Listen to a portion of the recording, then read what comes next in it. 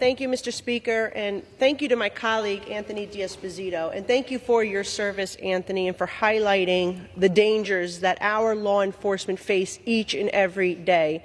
As a representative from New York City, it breaks my heart to see that we are losing police officers year after year, not just to retirements and those who are fleeing our state, but those who are being murdered by criminals who should not be on our streets.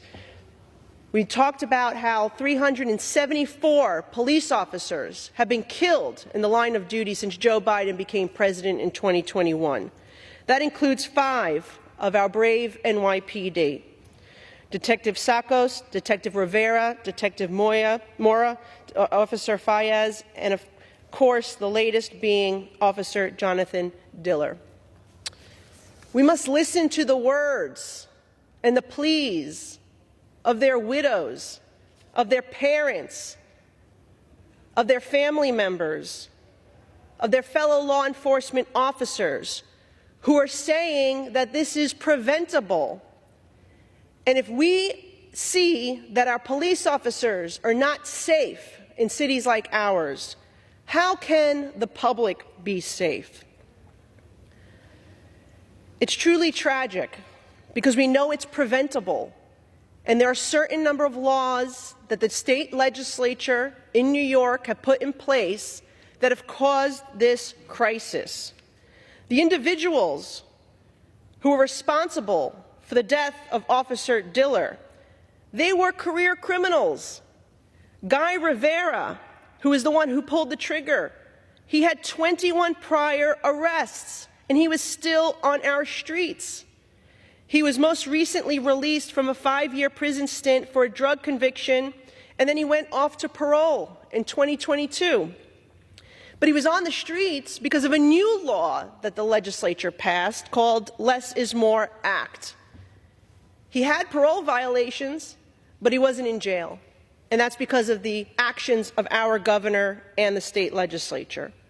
His partner, the other perp, was arrested at least 14 times for things like robbery, assault, even attempted murder in 2001. He was sentenced to a decade behind bars, but guess what? He's back on the street, and in April, he was caught with a loaded illegal gun.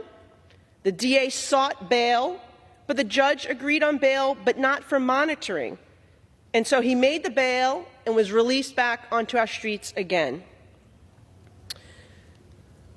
It is so tragic to see that these laws put in place by our legislature have caused the death of these police officers, but New Yorkers are being hurt each and every day by people who have not a dozen, not 2 dozen, not 3 dozen, sometimes even 4 dozen prior arrests, and they are still on the streets because of the revolving door.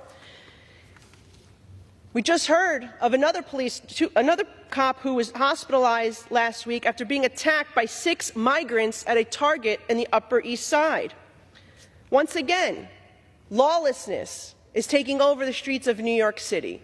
And what you're seeing taking place is a combination of the policies of this president, open border policies, the policies of our left-leaning state legislature with the bail reform, the raise the age, as well as the Less and More Act, and couple it with the city policy that handcuffs the NYPD and doesn't allow for any cooperation for individuals who are committing crimes to be deported or at least detained. If ICE makes a detainer request for these individuals, which they have, the city won't comply. They'll just release them back on the street so they can continue wreaking havoc in our city, in our country. That is wrong. And it's not going to stop.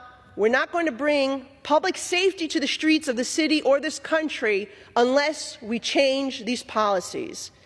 And so the left-leaning Democrats who continue to vote for these policies, support these policies, refuse to repeal or even adjust or fix these policies, we're speaking to you tonight, and we are echoing what the widows and the children and the parents and the family members and the community where these police officers are and the millions of crime victims we are seeing across our country reside. They want action, they want it now, and we must continue to fight for it, and we won't stop until we get cooperation from the other side of the aisle. Thank you.